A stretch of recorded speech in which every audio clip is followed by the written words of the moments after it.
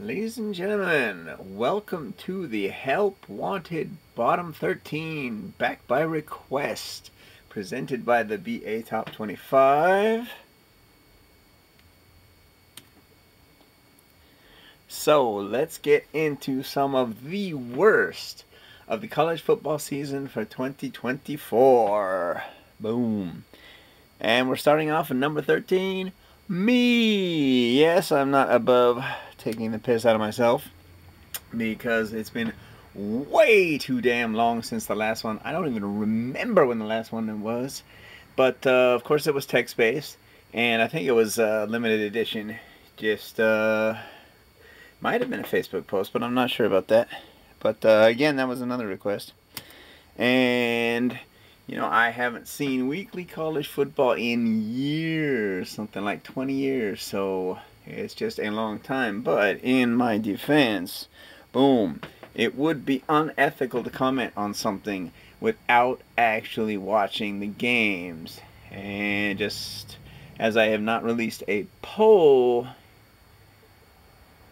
or a national champions probably since about 2008 or the end of the the 2009 bowl season, end of the 2008 season. So yeah, it's been way too long, and plus we sort of had a playoff system, and now we actually do have a 12-team playoff system. But that is a topic for another time.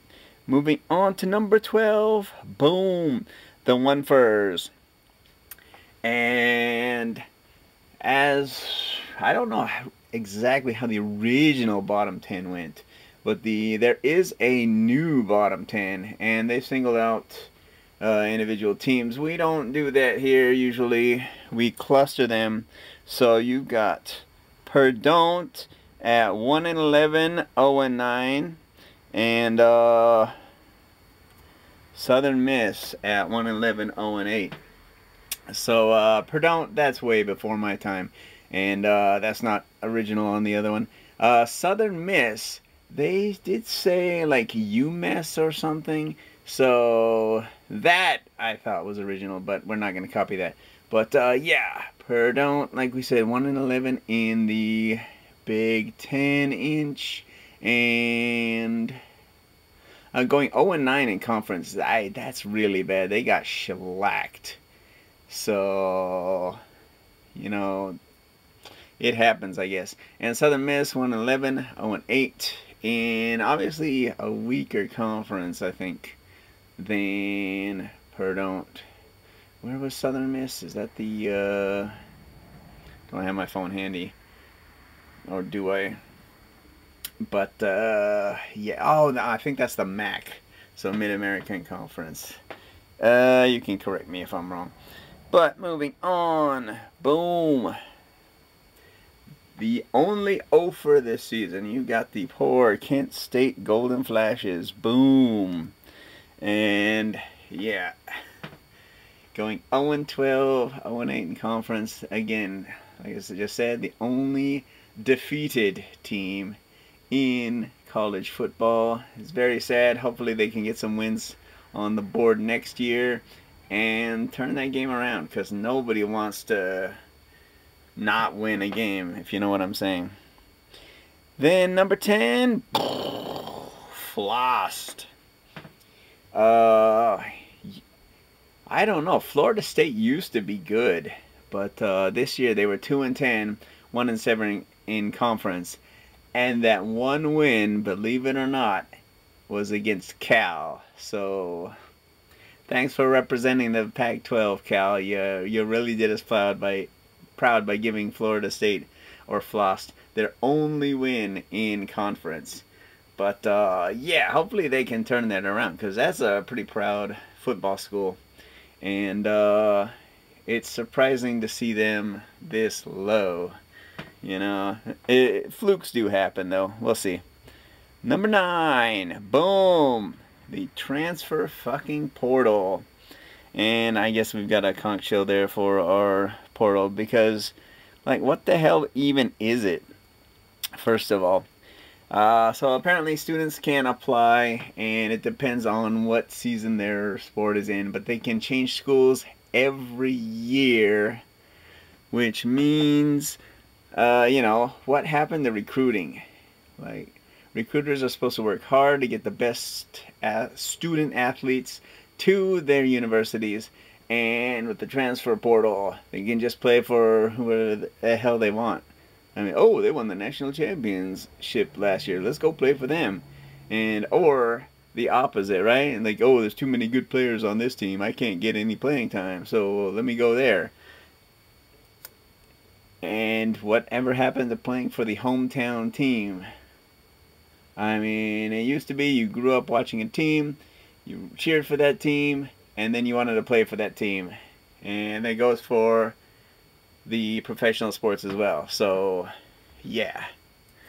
Also, what happened to going to a university for an education as a student athlete and having football be extracurricular?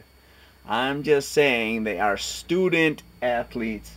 The student is listed first for a reason, and you know, as my job, that's that. Moving on, we've got number 8, and boom, USC. With their dismal 6-6 season. There were a few good moments, a few bad moments, and a few what the fuck moments. But our coach Lincoln Riley, this supposed offensive genius mastermind, who was reportedly had his name thrown around to be the head coach of the Bears this week, and also another university. But if that's the case, then he is literally failing up. And we've seen that with Lane Kiffin too back in the day. So much so, you know, you got varied play calling. Nah. Pass in the flats, stuff run, 3rd and long. There we go. They did this so damn many times this season.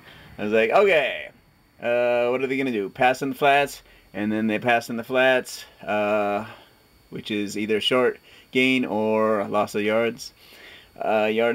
Then they get a stuffed run for either short gain or, again, loss of yards. And that brings up a 3rd and long. Every damn time. And it got to the point where, you know, but at the start of the UCLA game, I told my uncle, I'm like, okay, I'm calling the first series. Passing the flats, stuffed run, 3rd and long. And what did they do? Exactly that. It's just no originality. If Joe Schmo sitting here on the couch knows what the hell you're going to call, of course the opposing defensive coordinator is going to know what you're going to call, and you're just going to have a bad season. At least when we switched quarterbacks, we got some mobility that mitigated the piss poor play calling. But there are many points in the season that people can talk about, but I think it was the Michigan game that was the pivotal moment, because had we established dominance in this game, we could have been something in the Big Ten this year. They had their chances to win. They were leading in the 4th, but you know, Michigan just pulled it out, and I think that was the pivotal game, and pretty much started our tail slide there. Tailspin, downfall, slide, huge, massive dump in the middle of the season. But one of the worst of those is probably the Maryland game, where I think we were up by 14 going into the 4th, was it? And lose the game 29-28. Defense is just abysmal, and the Trojan defense is supposed to be good. It was good, well, through my entire time there, and then through the Carroll years. So, like, what the hell happened? Anyway, hopefully we will come back stronger next year and actually do something and fight on. Number 7, the officiating. Do the Zebras even know what the hell they're doing anymore? I have seen, and this goes back to watching the NFL when I was here over Christmas. But they cannot seem to spot the ball worth a damn, like at least half the time, if not more. It's just bad. They're way ahead of where the ball stopped, or they're way behind where the ball stopped. And honestly, I think we should start putting sensors in the ball so we know if it's a touchdown or not right away, instead of bad camera angles when there's a huge scrum. And honestly, you can't tell where the hell the ball landed. But yeah, the ball spotting sucks. A lot of penalties too. How the hell is a stiff arm by the offense? Like, I saw a running back do a stiff arm, hit the guy in the face mask, but that's legal because it's a stiff arm? I mean, there any part of the upper body he could have hit, but he had to hit the face mask. I think that should be a penalty. And people were complaining about the officiating during the Ohio State game. And I'm like, yeah, for the wrong reasons. They called pass interference on the wrong team on the first series of that and gave Ohio State a huge boost in the beginning of the game. And without that, I don't think it would even have been as close as it was. So I thought Oregon was much better in that game.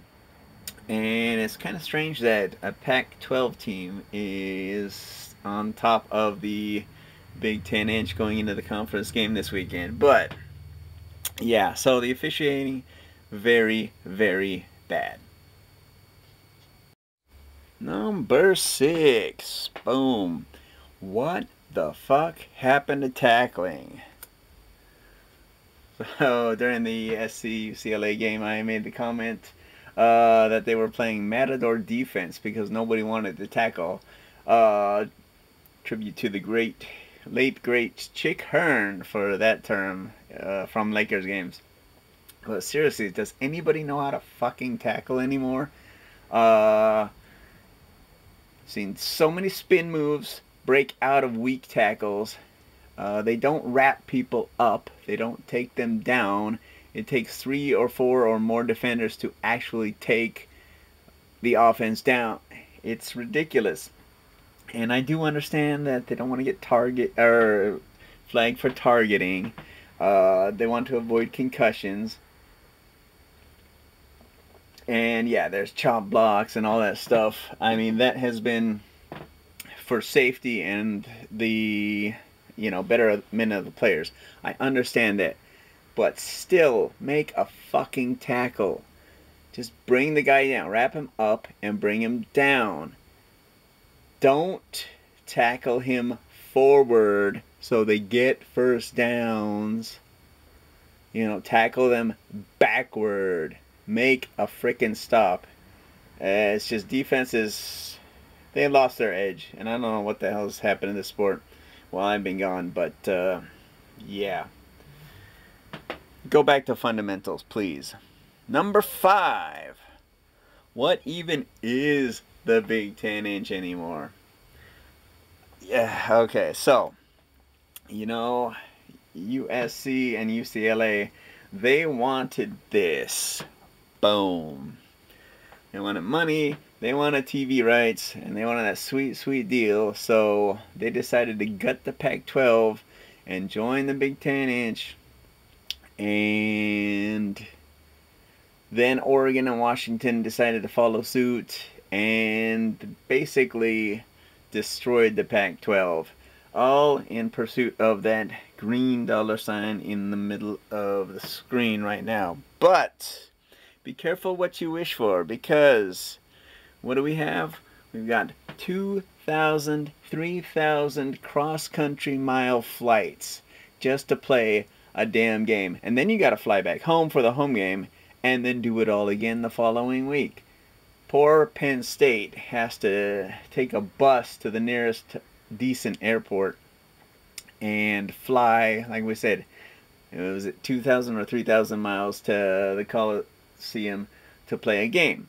Now, if they were in their region, like college football used to be, then they could probably just hop on a bus, get to any of the close Big Ten-inch schools, and play a game. But yeah, now we've got these super conferences, 18 teams. It's ridiculous. It's too much, and we'll touch on that more in a second. But you know, what do we call this thing? Because I mean, there's 18 teams, 10. It's stupid. You should change your name. And I guess they just go by the big now. But in reality, it's not just big. It's bigger. So that's what we're going to call it. The bigger conference. And on that thread, we go to number 4. Where did the divisions disappear to? We got SEC East and West. Nope. Pac-12 North and South. Nope. Big Ten East and West. Nope. ACC Atlantic and Coastal. Nope. Big 12 North and South. Nope. And the big complaint in the past was that because of scheduling, because there were too many teams in the conference, they couldn't play all the teams. And they were ducking teams because they weren't on the schedule. Yeah. So let's say, again, USC was undefeated and Oregon had maybe 1 or 2 losses, and they were the 2 best teams in the conference. But SC was ducking Oregon because they weren't scheduled for that year. Like that's the team's fault or even the scheduler's fault. Who knows how good or how bad the teams were going to be when they made the original schedules. But what do we have? We've got the top 2 teams play each other regardless of whether they already have or not. So, I mean, yeah. Like I said, we go back to Pac-12. I think it was Utah and Oregon, maybe. Or, Utah and Washington in the last Pac-12 championship last year. Don't quote me on that. But I have seen rematches, especially with Stanford. Maybe Oregon Stanford, that seems like a rematch where they played in the regular season, they had a decisive result, and then boom, the same 2 teams meet up, and no, they would be in the same division in the North. But you get my point. They already played each other, and then they play each other again. No, I'm not going to say nobody likes rematches, but especially when they turn out to have the same result, it makes for very bad TV. Now, without divisions, this includes an even greater possibility of having 3 or more undefeated or 3 or more one-loss teams and 1 or more teams getting left out of conference championships. Now, Indiana got shellacked by Ohio State. So they lost all claim to that game. And we've got Oregon versus Penn State. Well, probably by the time you're watching this, in the bigger championship. But not every team is playing every team. So it results in the same problem that we had before. So at some point you're going to end up with multiple undefeated teams or multiple one-loss teams, and somebody's going to get left out and they're not going to be happy. Like I said, conference is even more bloated, so teams play fewer teams and they, quote, duck more opponents. So, yeah. Anyway, it's not looking good. And finally, one more note on the conference realignments. Don't get me started on the Atlantic Coast Conference. So Stanford and Cal, 2 teams in California, are in the Atlantic Coast Conference. I don't know what universe or multiverse that makes sense in, but sure as hell doesn't make any sense to me. And then say in the Pac-12 or draw 25. Nope. UCLA, USC, Oregon, and Washington holding all the cards. But yeah, I mean, it used to be the SEC was on CBS, and ABC had a lot of Pac-12 and bigger stuff.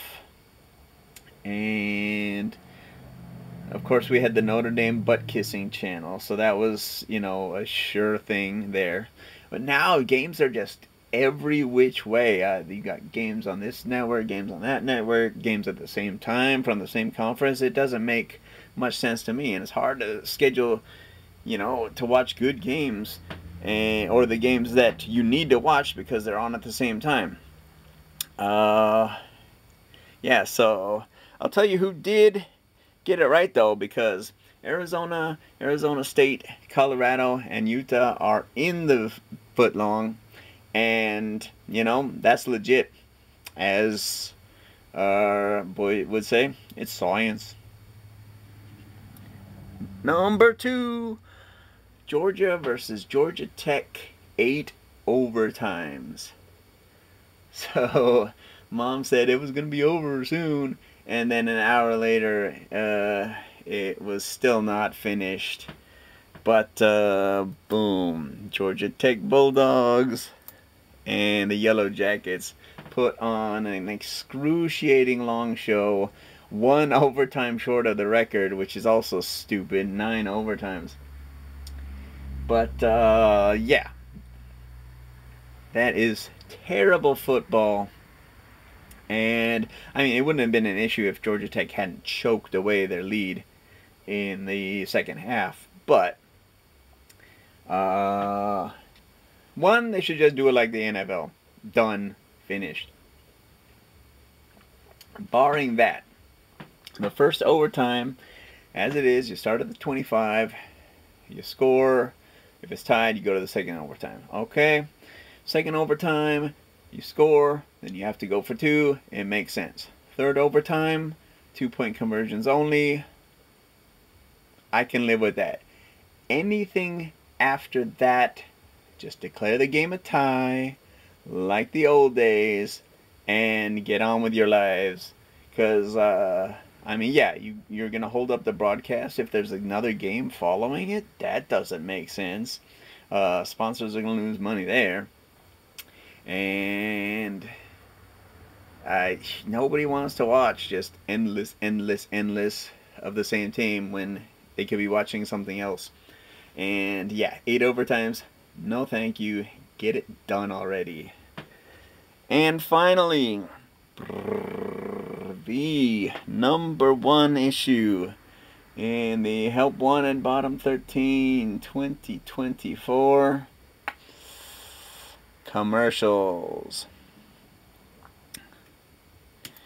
And we're going to start off with our candy, I mean pharmaceuticals.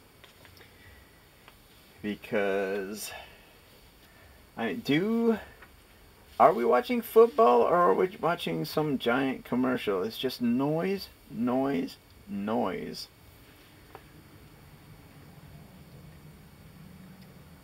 I mean, we're inundated with commercials. And I mean, this is basically all TV, but,